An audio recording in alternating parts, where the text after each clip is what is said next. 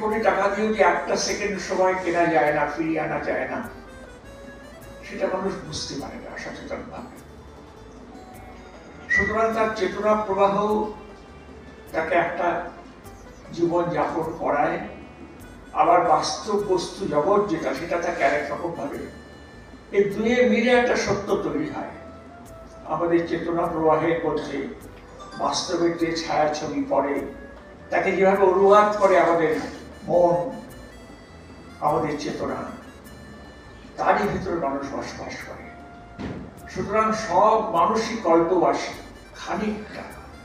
খানিকটা কল্পবাসী।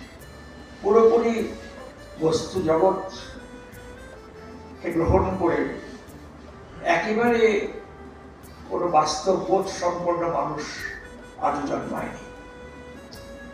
সাহিত্যের বাস ওইখানে।